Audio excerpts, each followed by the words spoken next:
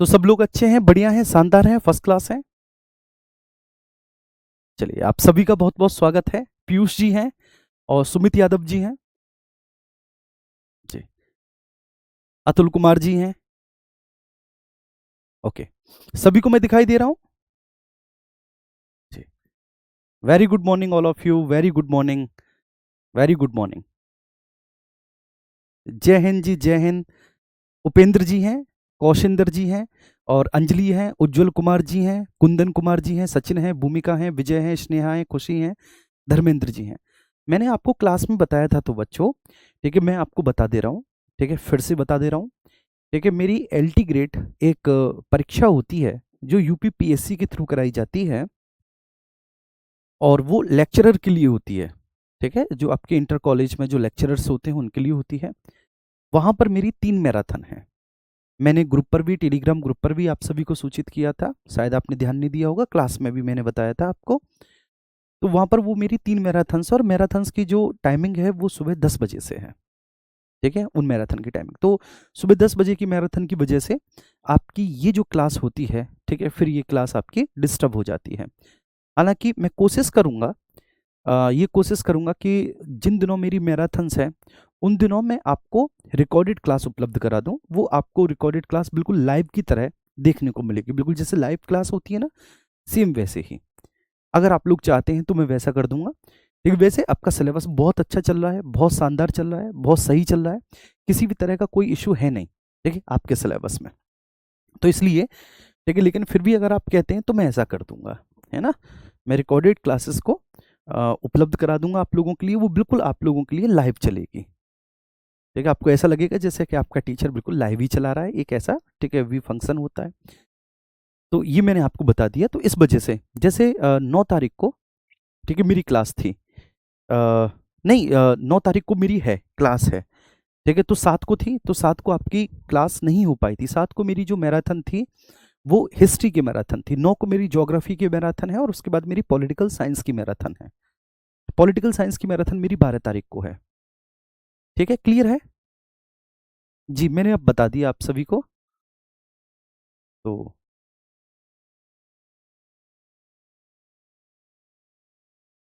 जी,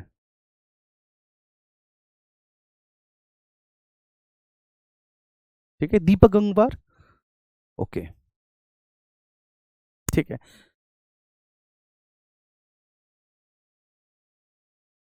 ठीक है, अगर ओके लाइव पढ़ा देंगे बिल्कुल आपको, ठीक है। लेकिन जब लाइव पढ़ाएंगे तो आप ध्यान रखना, ठीक है, आपकी 9 की भी छुट्टी होगी, ठीक है, और आपकी 12 तारीख की भी छुट्टी होगी। ये एक्चुअली, ठीक है, टीचर बता देते हैं, लेकिन टीचर के साथ साथ, ठीक है, मैनेजमेंट को भी इस पे स्टैंड लेना चाहिए कि बच्चों को, ठीक है, बाकायदा इसकी जानकारी पहुंचे। भाई टीचर कहीं किसी और जगह इन्वॉल्व है, वो किसी और मैराथन में है, तो बच्चों को जो ना सूचित किया जाए। ठीक है, हम तो टेलीग्राम ग्रुप वगैरह में डाल देते हैं, लेकिन मैनेजमेंट की तरफ से भी, क्योंकि आपको ये लगता होगा टीचर ने डाल दिया, पता नहीं, ठीक है, टीचर झूठ तो नहीं बोल रहा। इस पे हम बात करेंगे, ठीक है, चिंता ना करो। आइए, ठीक है, हम लोगों ने समुदाय देख लिया था और हमने ये जाना था कि एक कम्युनिटी, एक समुदाय कैसे बनता है। ठीक है, समुदाय की 3 अवस्थाएं होती हैं और उन 3 अवस्थाओं में सबसे पहले हमने देखा कि पुरोगामी समुदाय, इसको पायनियर कम्युनिटी कहते हैं। पायनियर कम्युनिटी का मतलब होता है किसी भी क्षेत्र विशेष में जो सबसे पहला समुदाय बनता है उसको पायनियर कम्युनिटी कहा जाता है। किसी भी क्षेत्र विशेष में सबसे पहले बनने वाला समुदाय इज पायनियर कम्युनिटी। ठीक है, और उसके बाद, ठीक है, एक अंतिम समुदाय होता है जिसको आप चरम समुदाय, क्लाइमैक्स कम्युनिटी कहते हैं। अंतिम समुदाय का मतलब ये होता है कि किसी भी क्षेत्र विशेष में एक ऐसा स्थायी समुदाय जो बन चुका है, जो बहुत लंबे समय काल तक रहेगा। बात समझ में आ रही है। लेकिन फिर भी मैं आपको एक बात बताऊं कि कोई भी समुदाय कभी स्थायी नहीं होता। ठीक है ना, कोई भी समुदाय वो देश काल परिस्थिति के आधार पर कभी ना कभी बदलता है। ठीक है, लेकिन फिर भी एक बहुत लंबे समय काल तक कंपैरेटिवली जो समुदाय एग्जिस्ट करता है और जो अपनी चरम अवस्था को प्राप्त कर लेता है उसको हम क्लाइमैक्स कम्युनिटी कहते हैं। तो पायनियर कम्युनिटी और क्लाइमैक्स कम्युनिटी के बीच की जो अवस्था है, पायनियर कम्युनिटी और क्लाइमैक्स कम्युनिटी की जो बीच की अवस्था है, जिसमें समुदाय में बहुत सारे परिवर्तन होते हैं। ठीक है, कई सारी प्रजातियां विलुप्त होती हैं, नई प्रजातियां बनती हैं, कई सारे नए शाकाहारी जीव आते हैं, कई सारे पुराने शाकाहारी जीव विलुप्त होते हैं, कई सारे नए मांसाहारी जीव आते हैं और पुराने मांसाहारी जीव जो होते हैं वो विलुप्त होते हैं। तो उसको हम लोग शेरे कहते हैं। शेरे मीन्स क्रमिक अवस्था। शेरे का मतलब क्या होता है? क्रमिक अवस्था। ये बात आई आप सभी को समझ में? तो यहाँ पर हमने डिस्कस किया कि व्हाट इज कम्युनिटी। तो कम्युनिटी का मतलब ये होता है किसी भी क्षेत्र विशेष में विभिन्न प्रजाति के लोग जब आपस में एक दूसरे के साथ रहते हैं, व्यवहार करते हैं एक दूसरे के साथ और पर्यावरण के साथ, उसको हम कम्युनिटी कहते हैं। और एक कम्युनिटी कैसे बनती है तो ये भी हमने दिखाया कि कम्युनिटी कैसे बनती है। अब इस कम्युनिटी में स्त्रीकरण पाया जाता है, कम्युनिटी में स्ट्रेटिफिकेशंस होता है। अब कम्युनिटी में होने वाले जो स्ट्रेटिफिकेशंस है तो वो आपके सिलेबस में है नहीं, लेकिन फिर भी वो मैं आपको बता दूंगा, ठीक है? आपके सिलेबस में नहीं है, बिल्कुल आपके सिलेबस में इकोलॉजी भी नहीं है। देखिए आपके सिलेबस में केवल इकोसिस्टम है। आप अपने सिलेबस को देखिएगा, आप सबने देखा होगा, ऑब्वियस सी बात है, आप लेखपाल की तैयारी करने जा रहे हैं तो ठीक है। तो वहां पर जब आप देखेंगे तो आप पाएंगे कि उसमें केवल इकोसिस्टम है, लेकिन फिर भी इकोलॉजी की ऐसी बहुत सारी बातें हम आपको बताकर चलेंगे जो आपके एग्जाम में पूछे जाने की संभावना है। जी ठीक है, ओके जी। महेंद्र पाल जी कह रहे हैं कि सर मेरे कुछ समझ में नहीं आया, प्लीज एक बार फिर से समझा दीजिए। और मैंने 2 बार वीडियो देख ली, शॉर्ट में समझा दीजिए, क्या समझ में नहीं आया एक बार बताएंगे? चलिए। और सचिन राठौर कह रहे हैं कि सर पहली बार इकोलॉजी पढ़ी है, नाइस सर जी, बहुत अच्छे, समझ में आ रहा है। चलिए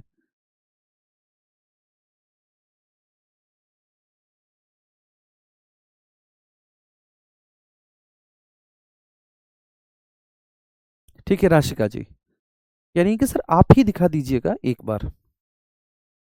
ओके ठीक है, हम भी दिखा देंगे एक बार आपको, ठीक है, मेरे हिसाब से। आइए अब यहां पर हम बात करेंगे इंटरेक्शंस इन ऑर्गेनिज्म। इसको हम लोग कहते हैं जीवों में संबंध, ठीक है, जीवों में संबंध, इंटरेक्शंस इन ऑर्गेनिज्म, इंटरेक्शंस इन ऑर्गेनिज्म, जीवों में संबंध। तो जीवों में संबंध के बारे में हम लोग चर्चा करेंगे।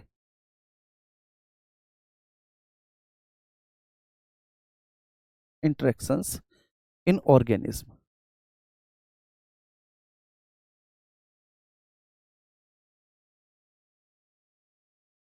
जीवों में संबंध, ठीक है।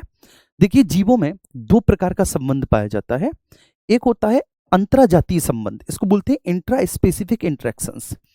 अंतराजातीय संबंध का मतलब होता है कि जब समान प्रजाति के जीव आपस में एक दूसरे से संबंध स्थापित करते हैं, समान प्रजाति के जीव जब आपस में एक दूसरे से संबंध स्थापित करते हैं तो उसको अंतराजातीय संबंध कहते हैं, इंट्रा स्पेसिफिक इंटरेक्शंस कहते हैं। क्लियर है?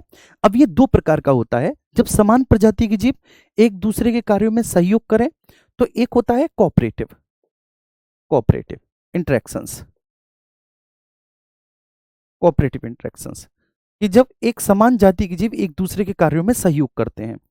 ये सहयोग आप देख सकते हैं मेरे प्यारे बच्चे जी, ये सहयोग आप देख सकते हैं जब एक समान प्रजाति के जीव आपस में एक दूसरे से सहयोग करते हैं तो उसे आप देख सकते हैं।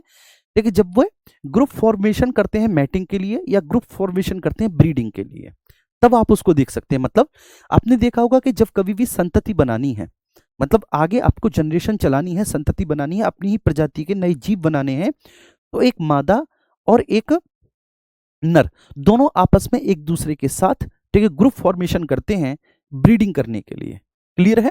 ग्रुप फॉर्मेशन करते हैं ब्रीडिंग करने के लिए। ऐसे ही ठीक है इंसानों में भी होता है। विवाह जो एक संस्था है, ठीक है, वो कैसी संस्था है मेरे प्यारे बच्चे? सहयोगात्मक संस्था है विवाह। इसलिए किया जाता है एक महिला और एक पुरुष का विवाह, जिससे कि आगे संतति की उत्पत्ति हो सके। ठीक है, तो वो क्या है? कोऑपरेटिव है।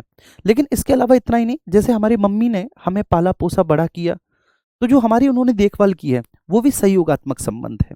लेकिन कई बार आप देखते हैं कि एक ही प्रजाति के जीवों में प्रतिस्पर्धात्मक संबंध भी होता है, जैसे भोजन को लेकर, जैसे कि लैंगिक साथी को लेकर। आप लोग ने भी देखा होगा कि कई बार ऐसा होता है कि कॉलेज में या फिर स्कूल में या फिर कॉलेज पास करने के बाद, ठीक है, किसी एक के लिए 2 लोग 3 लोग आपस में एक दूसरे से भिड़ जाते हैं, आपस में एक दूसरे से लड़ जाते हैं। बहुत खतरनाक लड़ाई होती है वो, जो आपस में एक दूसरे से भिड़ते और लड़ते हैं, उसको हम प्रतिस्पर्धात्मक संबंध कहते हैं, कॉम्पिटेटिव इंटरेक्शंस कहते हैं। क्या कहते हैं? उसको कॉम्पिटेटिव इंटरेक्शंस कहते हैं, कॉम्पिटेटिव इंटरेक्शंस कहते हैं।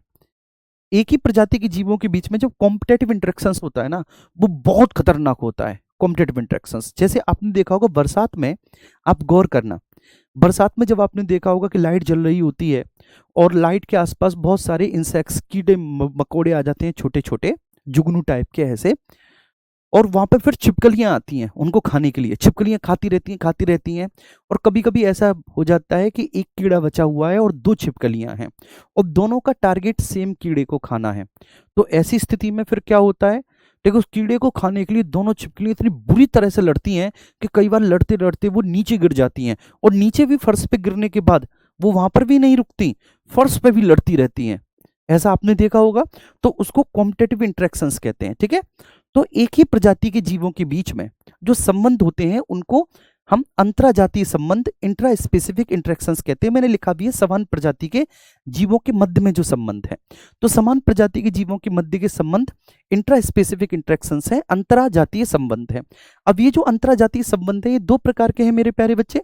एक मैंने आपको उदाहरण दिया सहयोगात्मक है, जब एक दूसरे का सहयोग करते हैं वो, ठीक है। तो ये संबंध बड़े मधुर होते हैं, जब वो एक दूसरे का सहयोग कर रहे होते हैं तो उनमें एक भावना होती है, ठीक है, अपने ही प्रजाति के जीवों के प्रति। और दूसरे होते हैं कॉम्पिटेटिव। कॉम्पिटेटिव में ये आमतौर पर फूड सोर्सेज के लिए कंपटीशन करते हैं, या फिर ये लैंगिक साथी के लिए कंपटीशन करते हैं। ऐसी लैंगिक साथी के लिए कंपटीशन आपने कुत्तों में भी देखा होगा। स्ट्रीट फाइट आपने कुत्तों में देखी होगी कि एक कुतिया है, ठीक है ना, मतलब एक स्त्री है, एक आपकी स्त्री लिंग है, और दो या तीन, ठीक है ना, आपके पुरुष हैं।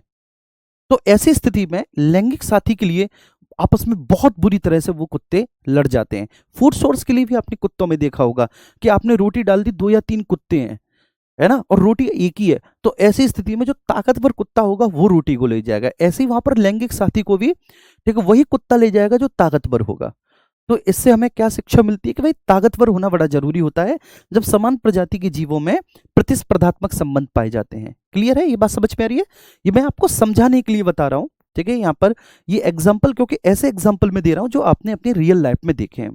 दूसरे होते हैं अंतरजातीय संबंध। अंतरजातीय संबंध का मतलब होता है इंटर स्पेसिफिक इंटरेक्शंस। अंतरजातीय संबंध जो विभिन्न प्रजाति के जीवों के मध्य में पाए जाते हैं। क्लियर है? विभिन्न प्रजाति के जीवों के मध्य में जो पाए जाते हैं वो अंतरजातीय संबंध है। अब ये अंतरजातीय संबंध जो विभिन्न प्रजाति के जीवों के मध्य है, दो प्रकार के होते हैं। एक होते हैं मेरे प्यारे बच्चे ये पॉजिटिव, एक होते हैं पॉजिटिव, और दूसरे होते हैं नेगेटिव। नेगेटिव, एक पॉजिटिव एक नेगेटिव, ठीक है। दूसरा, ठीक है, एक बात मैं आप लोगों से डिस्कस करता हूं, ठीक है। पीयूष कह रहे हैं कि सर सैटरडे और संडे को क्लास ले लीजिएगा। जी हाँ, मैं पूरी कोशिश करूंगा क्लास लेने की पीयूष जी, सैटरडे और संडे में, ठीक है। लेकिन दुर्भाग्य ये है कि संडे को भी मेरी क्लास लगी है यूपीएसआई में, एक सीरीज चली है फटाफट सीरीज, तो वहां पर भी संडे को भी मेरी क्लास लगी है। मैं बहुत बिजी रहता हूं, मैं आपको सच्ची बात बता रहा हूँ। पीसीएस का मेंस प्रोग्राम चल रहा है, मैं वहां पर भी हूँ, आपके लेखपाल में भी हूँ, मैं यूपीएसआई में भी हूँ, मैं पीसीएस में एप्लीकेशन पे भी हूँ, और लगभग सभी विषय में पढ़ा रहा हूँ। और एलटी ग्रेड का जो एग्जाम है उसमें तो मैं सारे विषय पढ़ाता हूँ, हिस्ट्री, ज्योग्राफी, पॉलिटी, इकोनॉमी, सारे विषय, ठीक है। तो इसलिए अगर कोई भी क्लास, किसी भी क्लास का गैप हो रहा है या कोई भी क्लास नहीं हो पा रही उस दिन, तो आप समझ जाइएगा कि टीचर कहीं और बिजी होगा। बाकी का मैं मन से छुट्टी नहीं करता, आपके मन में एक मैसेज जाता होगा इसने मन से छुट्टी की है। देखिए एक और बात मैं आपको बताता हूँ, थोड़ा सा साइड में होके, कि एक बात आप किसी से कहेंगे तो नहीं, ये हमारे और आप ही के बीच में रहेगी, तो फिर मैं आगे आपको बताता हूँ। वो ये बात है कि जो इस क्लास में ही रहनी चाहिए, क्लास के बाहर कभी नहीं जानी चाहिए वो बात, ना किसी ग्रुप में, ना के, ये आपके सिलेबस में नहीं है ये पार्ट। मैं फिर भी आपको पढ़ा रहा हूँ कि क्या पता कि एग्जामिनर यहाँ से पूछ ले। बात समझ में आ रही है? तो इसलिए ये जो आपका कंटेंट है ना, ये पीसीएस वाला कंटेंट है, पीसीएस वाला, ठीक है। पीसीएस में मैं एनवायरमेंट इकोलॉजी पढ़ाता हूँ,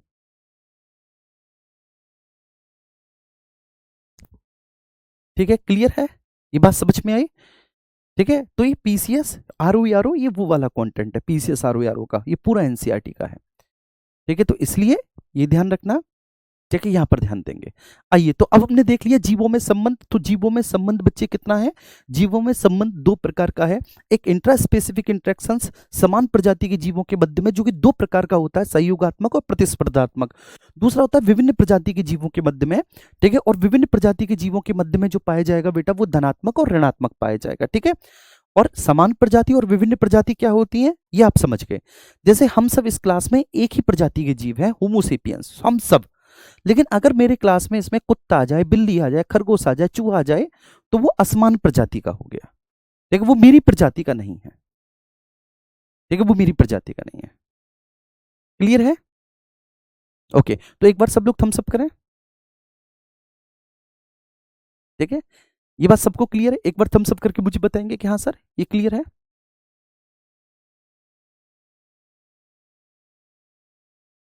राहुल कुमार गौड़, आप लोग इतने, देखिए आप लोग इतने परेशान क्यों रहते हैं, मुझे एक बात बताइए।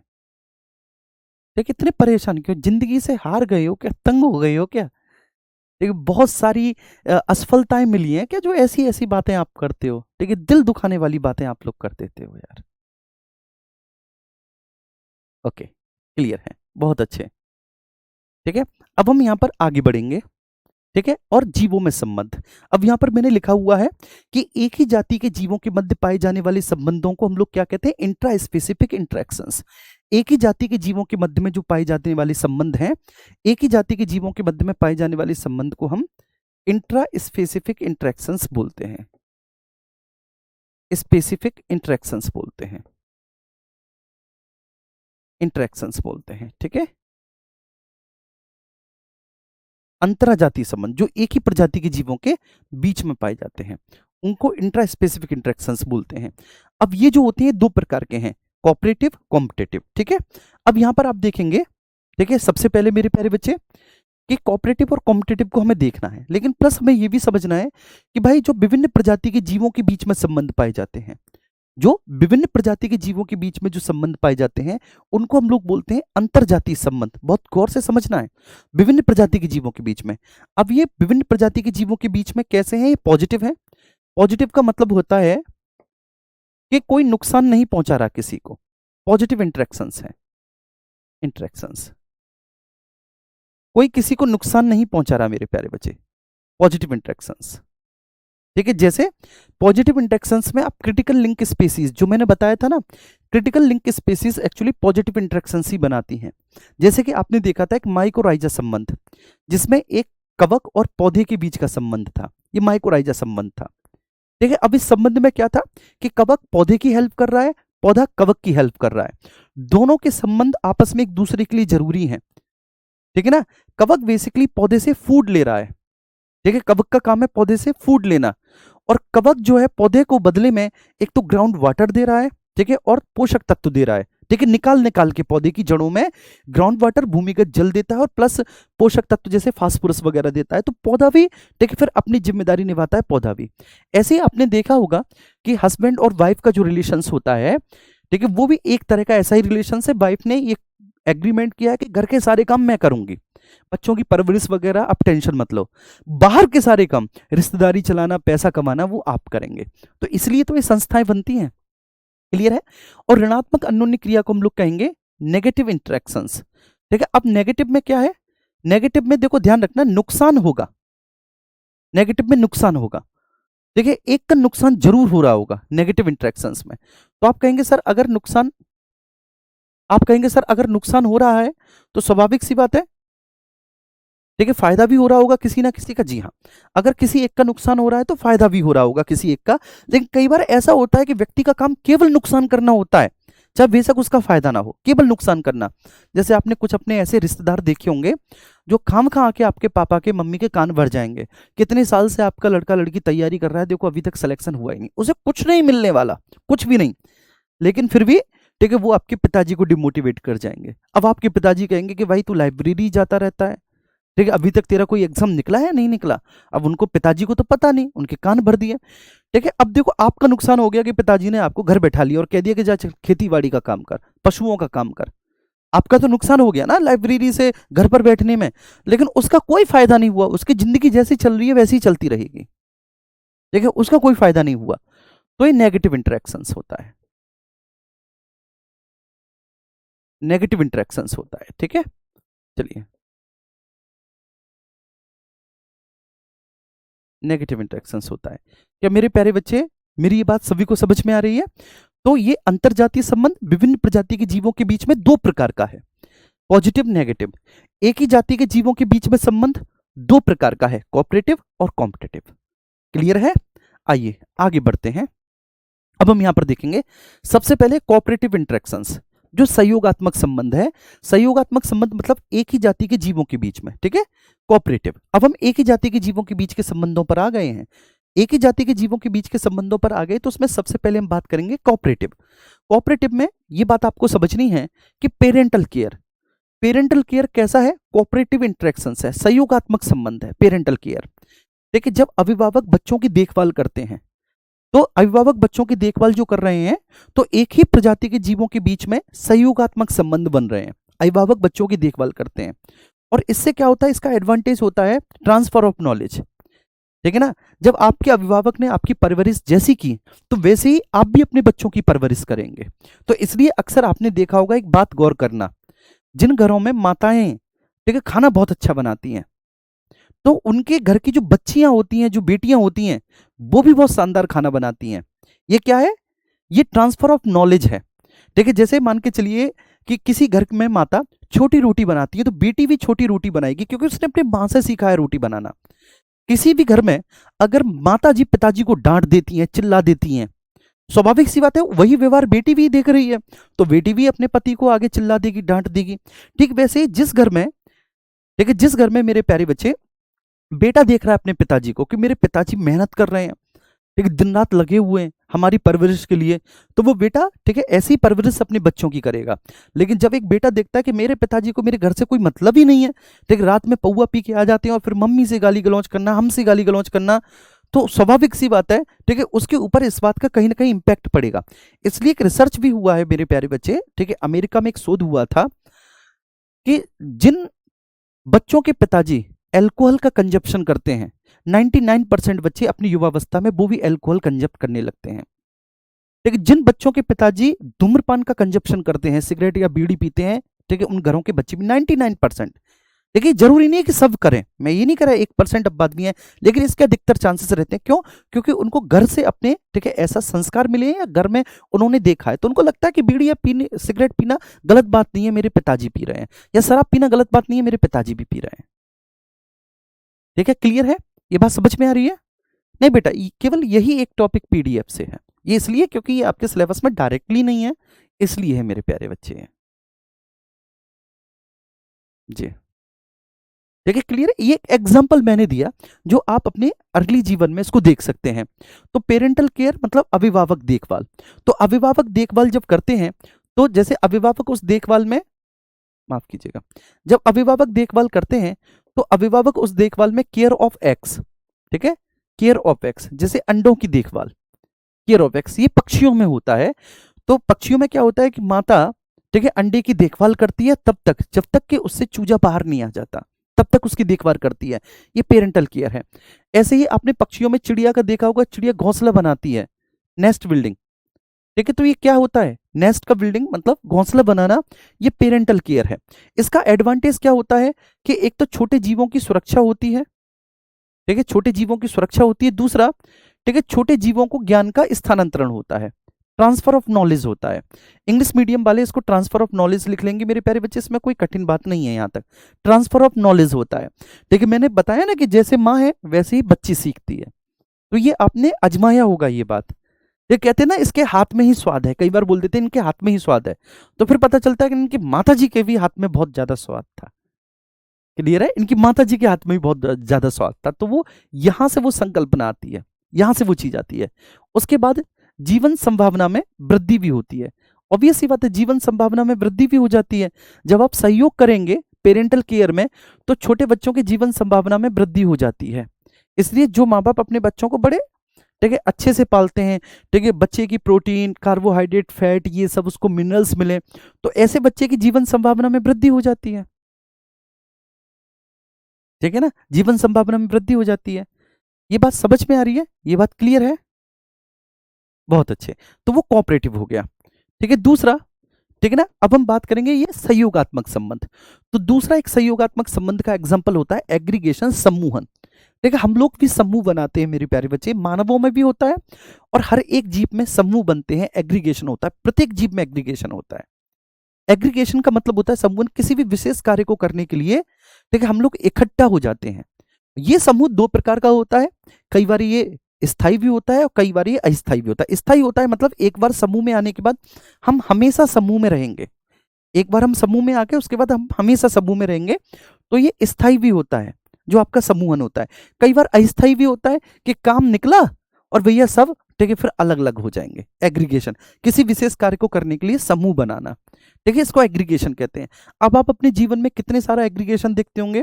जैसे आप देखते हैं कि किसी भी गांव में अगर किसी लड़की की शादी है, किसी गांव में किसी लड़की की शादी है, तो वहां पर आपने देखा होगा एग्रीगेशन बन जाता है। ठीक है, 4-5 लोग आकर बैठते हैं, काम करवाते हैं, टेंट लगवाते हैं, हलवाई का काम करवाते हैं। ठीक है, उनमें से एक आप भी होते हैं, आप पड़ोसी भी हैं। एग्रीगेशन होता है कि नहीं। ऐसी गांव में छान छपती है बच्चे, आपने देखा होगा छान को छपता हुआ। तो गांव में छान छपती है, तो छान के छपने में भी आपने एग्रीगेशन को देखा होगा कि वहां पर 4-5 लोग आते हैं मिलकर, ठीक है, और छान छपवा देते हैं, ठीक है, झोंपड़ी डलवा देते हैं। तो वो एग्रीगेशन होता है। लेकिन वहां पर क्या होता है कि जैसे ही आपने वो विशेष कार्य कर लिया, आप ठीक है अलग अलग हो जाएंगे। वो अपने घर चला जाएगा, वो अपने घर चला जाएगा। तो एग्रीगेशन किसी भी विशेष कार्य को करने के लिए कई जीव, ठीक है, आपस में एक दूसरे के साथ मिलकर एक समूह बनाते हैं। ठीक है, आपस में एक दूसरे के साथ मिलकर कई जीव एक ग्रुप बनाते हैं, एक समूह बनाते हैं, आपस में एक दूसरे के साथ मिलकर ग्रुप बनाते हैं, समूह बनाते हैं। तो जो समूह का बनाया जाना होता है, इसी को हम लोग क्या कहते हैं, एग्रीगेशन कहते हैं। इस एग्रीगेशन को समुच्चयन भी कहते हैं, ये बात आपको ध्यान रखनी है। इस एग्रीगेशन को हम लोग समुच्चयन, कॉम्बिनेशन, समुच्चयन के नाम से भी इस एग्रीगेशन को हम लोग जानते हैं। इसको समुच्चयन भी कहते हैं। ठीक है, एग्रीगेशन, एग्रीगेशन या समुच्चयन बात एक ही होती है। अच्छा, अब यहां पर एक फैक्ट है। ऐसे जंतु जो समूह में रहते हैं, ऐसे जंतु जो समूह में रहते हैं, ठीक है, मतलब जो समूह में रहते ही हैं, जिनकी फितरत ही है समूह में रहना, उनको हम युतिचारी, ग्रिगोरियस एनिमल कहते हैं। तो ये प्रश्न पूछा गया था यूपीएससी में, पीसीएस में आज तक नहीं, कि ग्रिगोरियस एनिमल्स कौन होते हैं। तो जो हमेशा एग्रीगेशन में रहते हैं, जो हमेशा समूह में रहते हैं, जो हमेशा ग्रुप में रहते हैं। बात समझ में आ रही है। तो ऐसे समूह, ऐसे जंतु जो हमेशा समूह में रहेंगे, वो ग्रिगोरियस एनिमल्स कहलाएंगे। देखिए, अब ये दो प्रकार का होता है समूहन, एक होता है स्थायी, दूसरा होता है अस्थायी। ठीक है, समूहन दो प्रकार का है, स्थायी अस्थायी। तो स्थायी में group of flying fish, group of flying fish, ठीक है, वो कैसा है मेरे प्यारे बच्चे, ग्रुप ऑफ फ्लाइंग फिश स्थायी समूहन है। ग्रुप ऑफ फ्लाइंग फिश कैसा है, स्थायी समूहन है। ग्रुप ऑफ फ्लाइंग फिश, इसको हम शोल कहेंगे, शोल कहते हैं इंग्लिश में भी और हिंदी में, देवनागरी में भी हम इसे शोल लिखेंगे। ठीक है, और दूसरा होता है अस्थायी, किसी विशेष पर्पज से एक साथ है, ठीक है, और पर्पज के पूरा होने पर, ठीक है, एक दूसरे से दूर हो जाते हैं। किसी विशेष पर्पज से एक दूसरे के साथ हैं, पर्पज के पूरा होने पर वो बिछड़ जाते हैं। पर्पज के पूरा होने पर,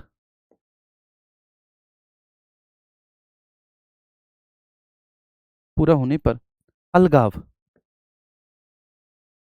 जैसे ही पर्पस पूरा हुआ तो वह अलग अलग हो जाते हैं।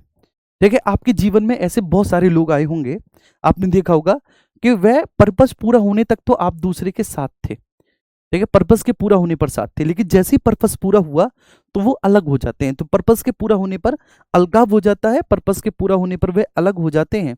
तो हम इनको क्या कहते हैं भैया, ठीक है ना, अस्थाई एग्रीगेशन कहते हैं। जैसे पक्षियों में माइग्रेशन, जब पक्षी किसी भी एक स्थान विशेष की जलवायु परिवर्तित हो गई, ठीक है, साइबेरिया में जैसे ठंडे आ गई, तो वहां से पक्षी जो है वो राजस्थान में आ जाते हैं, केवला द्वीप में। तो जब वो राजस्थान में आते हैं तो बच्चे हजारों किलोमीटर की, ठीक है, रास्ता वो तय करते हैं। तो ऐसी स्थिति में वे ग्रुप बना लेते हैं फॉर द सिक्योरिटी, एक ग्रुप बना लेते हैं। ऐसे ही सांप में हाइबरनेशन के दौरान होता है, शीत निद्रा के दौरान होता है। लेकिन देखो, सर्दियों में आपने देखा होगा कि सांप जो है वो बहुत गहरे बिल में चले जाते हैं, तो वहां पर कोई अकेला सांप नहीं रहता, वहां पर ग्रुप ऑफ, ठीक है, सांप होते हैं। क्यों? क्योंकि अगर आक्रमण कोई कर भी दे, ठीक है, तो वो सब यूनिटी में है, वो उसका मुकाबला करेंगे। और अगर अकेले वो रहेंगे तो ऐसी स्थिति में बड़ा आसान हो जाएगा उनका शिकार करना। तो फिर वो ग्रुप में रहते हैं, अगर किसी एक पर हमला हुआ तो सब लोग मिलकर उसका जवाब देंगे। ऐसी बचपन में हमने एक कहानी सुनी होगी, हमारे पिताजी बताते थे, ठीक है, एकता में शक्ति होती है, ठीक है, आमतौर पर। तो उसमें कहानी में क्या था कि 4 बेटे थे एक पिता के, वो आपस में एक दूसरे से लड़ते रहते थे। तो पिताजी जब मृत्यु शैया पर पड़े हुए हैं, बिल्कुल जाने के लिए तैयार बैठे हैं, तो वो बड़े परेशान है कि मेरे बच्चे आपस में एक दूसरे से लड़ते रहते हैं, तो क्या सबक दें। तो वो चारों को बुलाते हैं और एक एक लकड़ी देते हैं, कहते हैं कि तोड़ो, है ना, और वो आराम से तोड़ देते हैं। फिर एक लकड़ी का गट्ठर देते हैं और गट्ठर देकर बोलते हैं कि अब तोड़ो, तो वो नहीं टूटती। तो पिताजी कहते हैं कि बेटा अगर एक साथ मिलकर रहोगे तो कभी कोई तुम्हें तोड़ नहीं पाएगा। ठीक है, क्लियर है। गुरुजी यूपी ट्रिपल एससी के क्वेश्चंस दिखाओ जी। मेरे प्यारे बच्चे, ठीक है, मैं एक छोटी सी रिक्वेस्ट आपसे कर रहा हूं जी, एक छोटी सी रिक्वेस्ट मैं आपसे कर रहा हूं कि अभी तक यूपीएससी यूपी ट्रिपल एससी में ऐसा कोई एग्जाम नहीं हुआ जिसमें, ठीक है, इन्वायरमेंट इकोलॉजी पूछी गई हो, तो इसलिए कोई क्वेश्चन यूपी ट्रिपल एससी के नहीं है, हाँ यूपी पीएससी के जरूर दिखाऊंगा।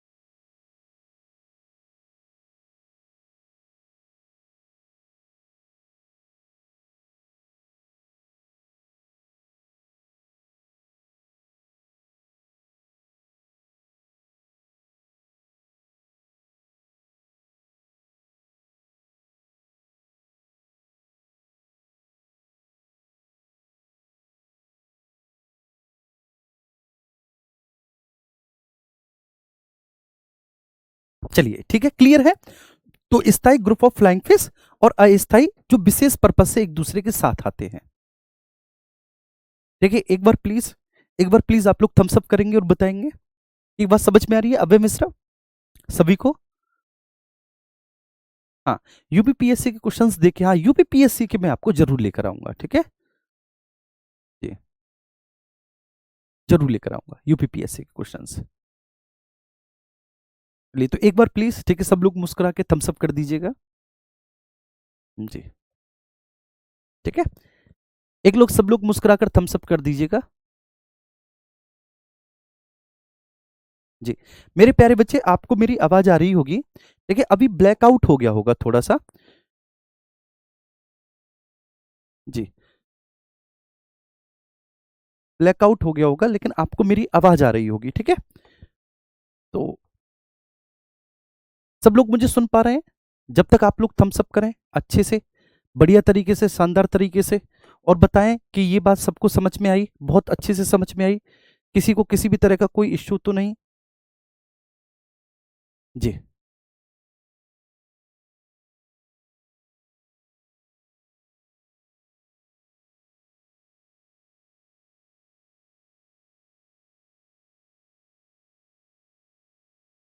ओके,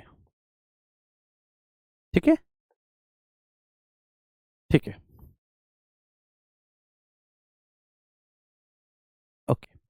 आइए, तो अब हम आगे बढ़ते हैं। इतना हमने बहुत अच्छे से समझ लिया, ठीक है, इतना हमने बहुत अच्छे से समझ लिया, यहां तक हमें किसी भी तरह का कोई भी इश्यू नहीं हुआ, तो आगे भी हमको किसी भी तरह का कोई भी इश्यू नहीं होने वाला। अब हम यहां पर हम समझेंगे, सब लोग देखेंगे मेरे प्यारे बच्चे, देखिए जो स्थाई एग्रीगेशन होता है, क्या होता है? स्थाई aggregation, shoal group of flying fish, ठीक है, shoal group of flying fish, मतलब जो मेरे प्यारे बच्चे, फ्लाइंग फिश मतलब एक इंसेक्ट होता है, ठीक है, एक ऑर्गेनिज्म है, और वो जो फ्लाइंग फिश होता है, वो जो ऑर्गेनिज्म है, ठीक है, उसको हम लोग शोल कहते हैं। क्या कहते हैं? शोल। ये कई बार इंग्लिश में भी पूछा जाता है मेरे प्यारे बच्चे। हाँ, सर जी आप जी, शोएब कह रहे हैं कि सर जी आप अपने से खुश नहीं हो क्या? ज्यादा पढ़ाना होता है ना सर? नहीं, मैं बहुत खुश हूँ, ज्यादा पढ़ाना होता है, हर एक विषय पढ़ाना होता है, मैं बहुत खुश हूँ, ठीक है शोएब, मैं बहुत ज्यादा खुश हूँ। लेकिन थोड़ा सा क्या है कि प्रॉब्लम ये है कि वो आप लोग, ठीक है, अभी नहीं समझ पाते उस चीज को, ठीक है ना, एक नया विषय है, जब मैं कहता हूं कि ऐसे करो तो आप लोग विश्वास नहीं कर पाते हो, आपको ये लगता है कि सामने जो व्यक्ति खड़ा है वो पता नहीं, ठीक है, आपका कोई, ठीक है, बुरा चाहता है, ठीक है, तो एक वो जो विश्वास की भावना नहीं है ना आपके भीतर, ये सबसे बड़ी एक प्रॉब्लम है। तो ये है सबसे बड़ा इश्यू, ठीक है। तो मैं आपको कुछ चीजें, ठीक है, मैं आपको बता रहा हूँ कि मेरे अकॉर्डिंग चलो, तो फिर अपना दिमाग मत आप लगाओ। बात समझ में आ रही है? जो मैं कह रहा हूँ, आपने नहीं पढ़ा ना ये कभी, तो बस शांत रहो। अगर आपने नहीं पढ़ा, जो मैं बता रहा हूं, जैसे बता रहा हूं वैसे आप करते जाओ, ठीक है। Shoal group of flying fish, shoal कहलाता है। फ्लॉक्स ग्रुप ऑफ बर्ड्स, ठीक है, ग्रुप ऑफ बर्ड्स को हम फ्लॉक्स कहते हैं। ये क्या है? ये स्थाई एग्रीगेशन है, ये स्थायी समूहन है। इसको इंग्लिश और हिंदी में यही कहेंगे, इंग्लिश और हिंदी में यही कहेंगे। शोल को शोल कहेंगे हिंदी में, फ्लॉक्स को फ्लॉक्स कहेंगे हिंदी में, ये ध्यान रखना है। ठीक है, शोल को शोल कहेंगे हिंदी में। ठीक है, शोल को शोल कहेंगे हम देवनागरी में, ऐसे लिख देंगे शोल। फ्लॉक्स को ऐसे लिख देंगे हम देवनागरी में, फ्लॉक्स। ऐसे देवनागरी में हम फ्लॉक्स लिख देंगे, फ्लॉक्स को। ठीक है, इस तरह से देवनागरी में फ्लॉक्स लिख देंगे। आइए, इसके बाद हर्ट्स, हर्ट्स को ऐसे हर्ट्स लिख देंगे मेरे प्यारे बच्चे। फ्लॉक्स क्या होता है? ग्रुप ऑफ वर्ड्स, जैसे कि पैरट। पैरट का मतलब समझ गए ना, तोता का जो ग्रुप होता है उसको फ्लॉक्स कहेंगे। ठीक है, डक मीन्स, ठीक है, आपकी बत्तख होती है, तो बतख का जो ग्रुप होता है, आपने देखा होगा बतख हमेशा ग्रुप में रहती हैं। ठीक है, अब तो देखने को नहीं मिलती मेरे प्यारे बच्चे। ठीक है, लेकिन जब बतख देखने को मिलती थी तब आप देखिएगा। शिवम कुमार, गुरुजी आप पढ़ाओ, बाद में देखते हैं क्या होगा। क्या होगा यार बाद में? ठीक है ना, ऐसी दिल जली बात गुरुजी आप पढ़ाओ, बाद में देखते हैं क्या होगा। क्या होगा बाद में? ठीक है, मन से पढ़ लो ना, ये होगा। मन से पढ़ लो, अच्छे से पढ़ लो। चलिए, हर्ट्स, तो हर्ट्स क्या है? Group of mammals. मैमल्स मतलब बेटा स्तनधारियों का ग्रुप। मैमल्स मीन्स स्तनधारियों का ग्रुप। मैमल्स मीन्स स्तनधारियों का ग्रुप, स्तनधारियों का ग्रुप। ठीक है, जैसे डियर, डियर मतलब आप समझ गए हिरन। तो हिरन आपने देखा होगा, हिरन भी हमेशा ग्रुप में रहेंगे। आप कभी भी हिरन को देख लेना, क्यों रहते हैं हिरन ग्रुप में? क्योंकि इजिली हिरन का शिकार फॉक्स कर देता है, ठीक है, जैकाल कर देता है, वोल्फ कर देता है, मतलब भेड़िया, और ये सब हिरन का बड़े आराम से शिकार कर देते हैं। ठीक है, और फिर हिरन का शिकार शेर भी कर देता है। तो हिरन को क्या होता है कि हिरन को चाहिए कि वो भाई उसे ग्रुप में रहना है, ठीक, फॉर सिक्योरिटी, उसे सिक्योर महसूस करना है। ठीक है, हिरन को। ऐसे ही जेब्रा, जेब्रा को जेब्रा ही कहेंगे मेरे प्यारे बच्चे। जेब्रा का कोई हिंदी टर्म नहीं होता, जेब्रा को जेरा जेब्रा ही। और एलिफेंट मीन्स हाथी। तो ये सभी क्या है? ये सभी मैमल्स हैं। मैमल्स मीन्स स्तनधारी हैं। स्तनधारी का मतलब होता है कि इनके बच्चे पैदा होते हैं, ये अंडा नहीं देते, ये बच्चे पैदा होते हैं। इनके स्तन होते हैं माताओं के, जो बच्चे को फीडिंग कराते हैं। क्लियर है? जो फीडिंग कराते हैं। क्लियर है? तो हिरन हो गया, जिब्रा हो गया, हाथी हो गया। तो स्तनधारियों का ग्रुप हर्ट्स कहलाता है। फिर होता है ट्रूप्स। ठीक है, ट्रूप्स, ट्रूप्स को ट्रूप्स ही कहेंगे, देवनागरी में हम ट्रूप्स लिख देंगे। ट्रूप्स होता है ग्रुप ऑफ मंकीज। मंकीज का मतलब आप समझते हो ना, बंदर, बंदर, उसको ट्रूप्स कहते हैं। बंदरों का ग्रुप ट्रूप्स कहते हैं, बंदरों के ग्रुप को ट्रूप्स कहते हैं। तो एक बार क्या हुआ, देखिए एक अखबार को हम पढ़ रहे थे, इंडियन एक्सप्रेस था आई थिंक। तो उसमें था कि चाइना ने, देखिए जो चाइना और इंडिया का बॉर्डर है, वहां पर आप कोई बीपन नहीं रख सकते, ये एग्रीमेंट है कि वहां पर कोई हथियार नहीं रखा जा सकता। तो चाइनीज लोगों ने क्या किया कि एकदम से हमला कर दिया रात में, चाइनीज लोगों ने। लेकिन उनके पास हथियार नहीं होता, लेकिन हथियार से कम भी नहीं होता। कुछ ऐसे पेट्रोलिंग के दौरान वो कुछ ऐसे बीपन्स अपने पास रखते हैं जो बहुत नुकीले होते हैं और इजीली जो है ना सामने वाले की, ठीक है, वो मार सकते हैं। तो एकदम से उन्होंने हमला कर दिया। तो अगले दिन न्यूज़पेपर में आया द ग्रुप ऑफ ट्रूप्स। बात समझ में आ रही है? चाइनीज ट्रूप्स, ऐसा आया, चाइनीज ट्रूप्स। तो मतलब उनको बंदर कहा गया। ग्रुप ऑफ मंकीज को क्या कहेंगे? ट्रूप्स कहेंगे।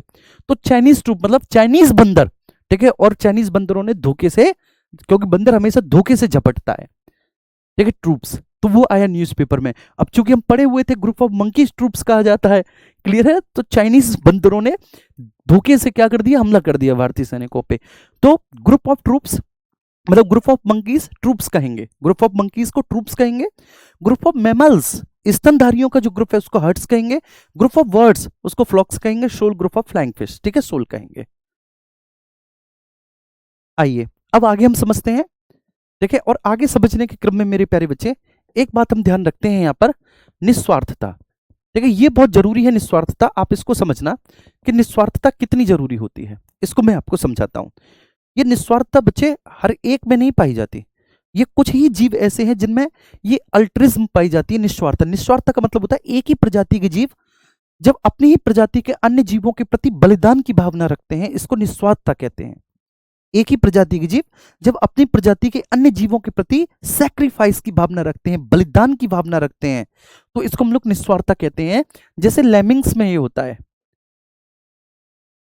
लेमिंग्स में ही होता है। आप कहेंगे सर थोड़ा सा बताओ लेमिंग्स में क्या होता है निस्वार्थता में। बस ये आपको समझना है।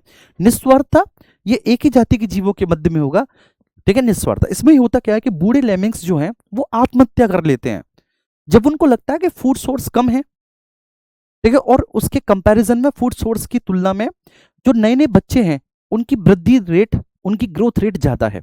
मतलब नए नए बच्चे ज्यादा पैदा हो रहे हैं, फूड सोर्स उतना ही है, लिमिटेड है, और ऐसी स्थिति में वो भूख से मर जाएंगे अगर उनको फूड नहीं मिला तो जो बूढ़े लेमिंग्स होते हैं वो ये सोचते हैं कि भाई हमने तो अपना जीवन पूरा कर लिया, अब हम क्या करेंगे जी के, ठीक है। तो वो आत्महत्या कर लेते हैं, वो मर जाते हैं।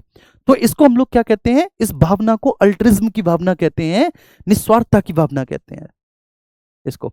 और ये निस्वार्थता की भावना एक ही प्रजाति के जीव जब दूसरी प्रजाति के जीव के प्रति बलिदान की भावना रखता है, एक प्रजाति का जीव दूसरी प्रजाति के जीव के प्रति बलिदान की भावना रखता है, तो date is called the altruism. इसको निस्वार्थता कहा जाता है। ये बात समझ में आ रही है? इसको निस्वार्थता कहा जाता है। आइए अब प्रभाविता। प्रभाविता आप सबके घर में होता है। आपने सभी ने अपने घर में प्रभाविता देखा होगा। जैसे अगर आप छोटे भाई हैं तो छोटे भाई का मतलब आप घर के लाडले हैं, दुलारे हैं, ठीक है। लेकिन दूसरा, ठीक है, आप अपने बड़े भाई के एक फ्री के नौकर भी हैं। देखिए इसको आप देखना, जो जो छोटे हैं वो देख लेना।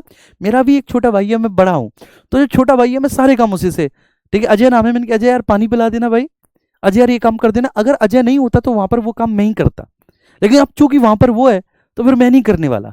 तो प्रभाविता का मतलब होता है कि एक हायरार्की होती है।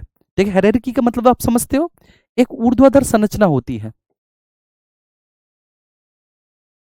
समान प्रजाति के जीवों में एक ऊर्ध्वाधर संरचना होती है, एक हायरार्की होती है।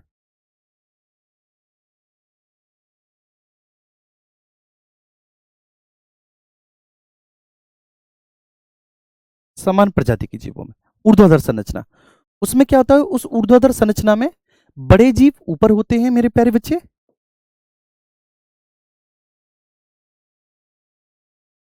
बड़े जीव ऊपर होते हैं उसमें, और छोटे जीव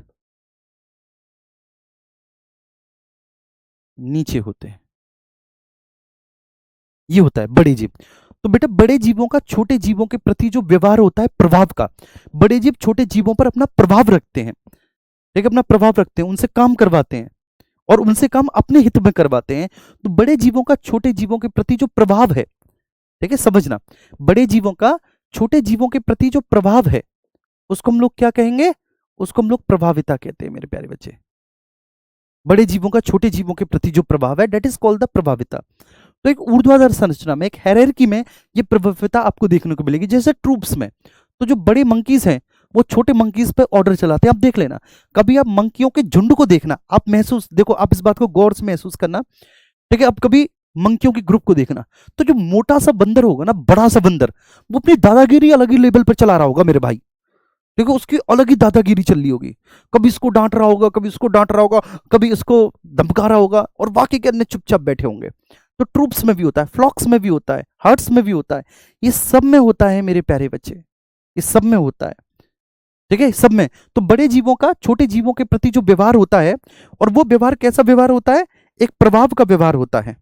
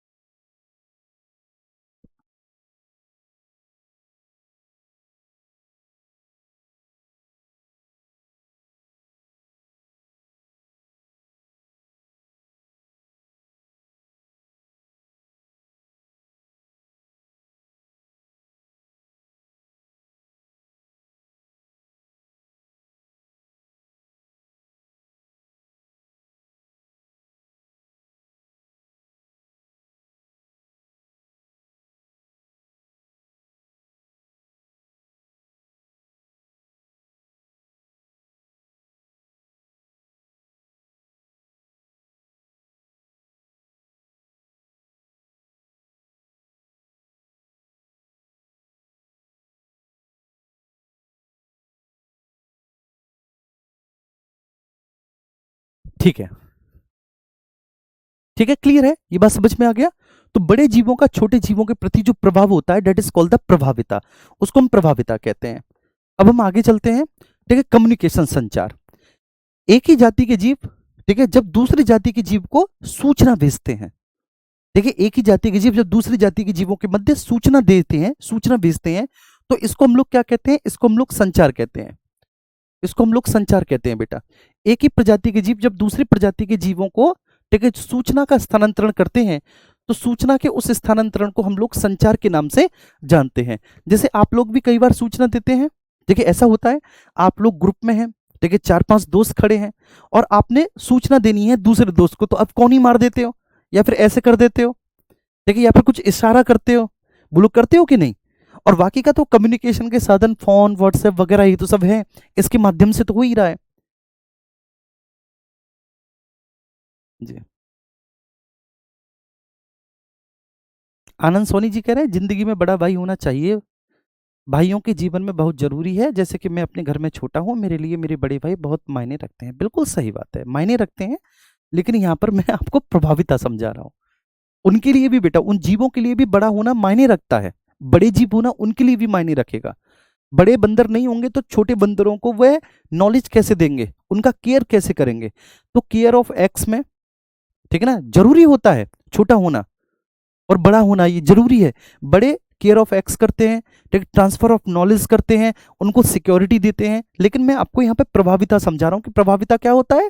अगर आपसे पूछे प्रभाविता क्या है, तो भाई किसी भी इकोलॉजी में, ठीक है, किसी भी पारिस्थितिकी में जहां पर, ठीक है, ग्रिगोरियस एनिमल्स रहते हैं, मतलब जहां पर आपके समूह में जंतु रहते हैं, तो उस समूह में रहने वाले जंतुओं में जहां पर स्थायी समूहन है, जहां पर परमानेंट एग्रीगेशन है, तो परमानेंट एग्रीगेशन जैसे कि हर्ट्स में, ट्रूप्स में, फ्लॉक्स में, तो ये यहाँ पर परमानेंट एग्रीगेशन है, तो वहां पर परमानेंट एग्रीगेशन में बड़े जीवों का छोटे जीवों के प्रति जो प्रभाव होता है, जो वो अधिकार रखते हैं, जो वो हक रखते हैं, उसी को हम लोग प्रभाविता कहते हैं। ठीक है, प्रभाविता कहते हैं। ठीक है, हाँ, हम अंतरजातीय पढ़ रहे हैं बेटा। ठीक है, प्रभाविता। तो भाई ये क्या है? एक ही जाति के जीवों के बीच में सूचना स्थानांतरण की विधियां, इसको संचार कहते हैं। संचार। अब जैसे कई जीव ऐसे होते हैं जो रासायनिक संदेश देते हैं, रासायनिक संदेश, और रासायनिक संदेश का सबसे बेस्ट मीडियम होता है कि वह फेरोमोन्स को स्रावित करते हैं, फेरोमोन्स को स्रावित करते हैं। जैसे कि चींटियां, ठीक है, तुम्हें पता है, आपने देखा होगा कि कहीं पर भी गुड़ है, चीनी है, तो सारी चींटियां एक लाइन में चलती हैं। देखो, सारी चींटियां एक लाइन में आपने देखोगे, ऐसा क्यों? क्योंकि एक चींटी जा रही है तो वो फेरोमोन स्रावित करती हुई जा रही है कि भाई मैं जा रही हूं, तुम भी आ जाओ, वहां पर फूड सोर्स है।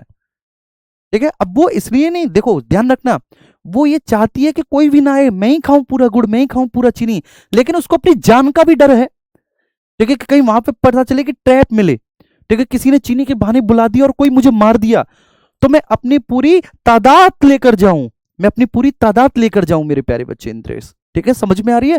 तो इसलिए वो फ्रोमोन्स स्रावित कर देती है। मन तो उसका है कि मैं पूरे गुड़ के ढेले को अकेला खा लूं, लेकिन वो फ्रोमोन्स क्यों स्रावित कर रही है?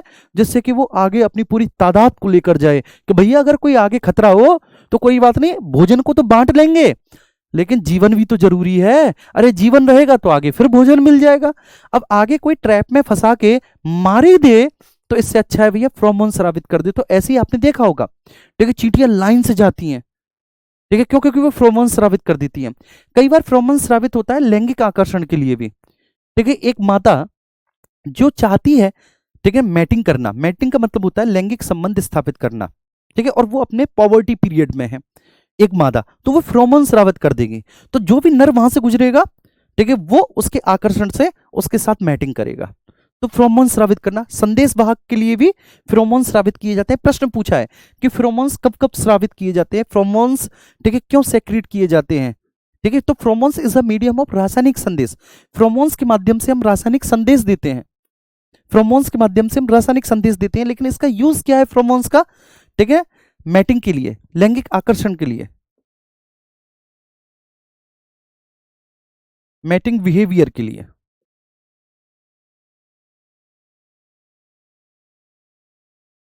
मैटिंग बिहेवियर के लिए।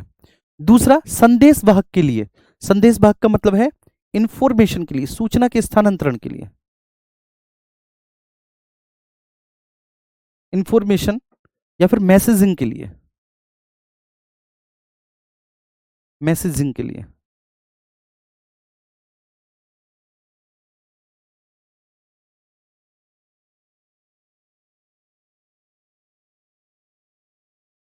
मैसेजिंग के लिए। ठीक है। कई बार मार्ग दिखाने के लिए, जैसे चींटियां करती हैं, है ना, कई बार मार्ग के दिखाने के लिए, मार्ग दिखाने के लिए, और कई बार अपनी टेरिटरी के निर्धारण के लिए। कुत्ता, ठीक है, कुत्ता एक्चुअली जो है ना, ठीक है ना, यूरिन करके, ठीक है, अपनी टेरिटरी निर्धारित करता है। ये ध्यान रखना, कुत्ता हमेशा, जब कुत्ते को अपनी टेरिटरी बनानी हो ना, तो वो क्या करेगा, वो टॉयलेट कर देगा। और जब दूसरा कुत्ता आता है तो उसे पता चल जाता है कि ये किसी और की टेरिटरी है। मेरी बात समझ में आ रही है? ऐसे इनमें भी होता है, ठीक है, सभी जीवों में होता है। तो एक ध्यान रखना है, टेरिटरी। क्लियर है? ये बात समझ में आ रही है? यहां तक किसी को कोई इश्यू नहीं? तो बेटा, संचार, एक ही जाति के जीवों के मध्य में सूचना स्थानांतरण की विधियां संचार कहलाती हैं। तो एक हो गया जो आपने रासायनिक संदेश पढ़ा, दूसरा होता है दृश्य संदेश, ठीक है ना। दृश्य संदेश, दृश्य संदेश किस में है? मधुमक्खी में होता है दृश्य संदेश। दृश्य संदेश मधुमक्खियों में होता है। कैसा होता है दृश्य संदेश मधुमक्खियों में? कि आपने मधुमक्खी को दो तरह से डांस करते हुए देखा होगा। आपने इस बात को महसूस किया होगा कि मधुमक्खियां दो तरह से डांस कर रही होती हैं। ठीक है, कैसे, मैं आपको बताता हूं। कभी कभी आपने मधुमक्खी को गोल गोल घूमते हुए देखा होगा। ठीक है, देखो, ये जीवन में गौर करने वाली चीज है। आपने मधुमक्खी को गोल गोल गोल गोल घूमते हुए देखा होगा। मधुमक्खी ऐसे round and round and round ऐसे गोल गोल घूम रही है मधुमक्खी। ठीक है, तो ये कब घूमती है मधुमक्खी? जब भोजन 75 मीटर की दूरी पर हो। जब भोजन 75 मीटर की दूरी पर हो, 75 मीटर से अधिक दूरी पर ना हो, तो राउंड डाउन्स करती है मधुमक्खी। ठीक है, लेकिन अगर भोजन 75 मीटर से अधिक दूरी पर है मेरे प्यारे बच्चे, तो मधुमक्खी लंबा लंबा डांस करती है, लंबा लंबा। तो ये भी क्या है? That is also a medium of communication. ये संचार का एक माध्यम है। ठीक है, जिसमें मधुमक्खी अगर गोल गोल घूम रही है, तो वो बता रही है कि भोजन 75 मीटर की दूरी पर है, आ जाओ सारी सखियां, ठीक है, आकर भोजन का स्वाद लेते हैं। और अगर वह, ठीक है ना, टेल वैकिंग डांस कर रही है, लंबा लंबा डांस कर रही है, तो वो बता रही है कि आ जाओ सारी सखियां, भोजन 75 मीटर से अधिक दूरी पर है। भोजन 75 मीटर से अधिक दूरी पर है।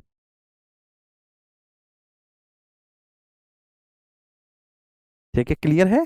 चलिए, तो आज के लिए केवल इतना ही। ठीक है, और आज इसमें, ठीक है, हमने क्या क्या पढ़ा? ठीक है, आज इसमें हमने क्या क्या पढ़ा? तो हमने जीवों में संबंध पढ़ा, और जीवों में संबंध में हम एक प्रकार का संबंध पढ़ रहे थे। ठीक है, अंतराजाती, एक ही जीवों के मध्य में संबंध, अंतराजातीय संबंध।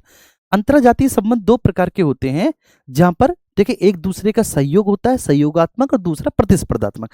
सहयोगात्मक हमने सारे पढ़ लिए। सहयोगात्मक में हमने देख लिया कि कब एक दूसरे का सहयोग करते हैं मेरे प्यारे बच्चे वो। तो सहयोगात्मक में हमने देख लिया, इधर देखिए, सहयोगात्मक में हमने देख लिया पेरेंटल केयर में सहयोगात्मक है, पेरेंटल केयर। दूसरा एग्रीगेशन, जब वे समूह बनाते हैं किसी विशेष कार्य को करने के लिए, तो सहयोगात्मक संबंध है। ठीक है ना, सहयोगात्मक संबंध है। तीसरा हमने देख लिया निस्वार्थता, ये सहयोगात्मक संबंध होता है, जो निस्वार्थ अल्ट्रिज्म होता है। ठीक है, एक ही जीव का अपने जीवों के प्रति बलिदान की भावना। चौथा प्रभाविता, ये भी सहयोगात्मक संबंध है, बड़े जीवों का छोटे जीवों के प्रति इफेक्टिव व्यवहार। और पांचवा संचार, ये भी एक सहयोगात्मक संबंध है, जो संचार होता है। ठीक है, संचार में आपका दृश्य संदेश हो गया, रासायनिक संदेश हो गया ये। ठीक है, अब यहां पर आप आएंगे, तो यहां पर आप देखेंगे कि एक जो है संबंध बच्चे, वो कॉम्पिटेटिव भी है, वो एक कॉम्पिटेटिव संबंध भी है समान प्रजाति के जीवों के बीच में। तो कॉम्पिटेटिव संबंध जो समान प्रजाति के जीव में होता है बच्चे, वो मैं आगे आपको कल बताऊंगा।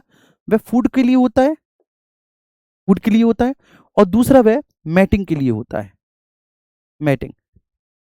लेकिन लैंगिक शादी के लिए बहुत जबरदस्त बच्चे इनके बीच में कंपटीशन होता है, फूड और मैटिंग के लिए बहुत जबरदस्त कंपटीशन। ठीक है, फूड के लिए जैसे छिपकलियों में फूड के लिए, ऐसी मैटिंग के लिए भी होता है। ठीक है, लैंगिक साथी के लिए। ठीक है, थैंक यू। हाँ, इनका पेपर में आना संभावित है, बिल्कुल संभावित है मेरे भाई, बिल्कुल। ठीक है, चलिए, तो अब आप मुझे आदेश दें, और हम अपनी क्लास को यहीं पर समाप्त करें। Thank you.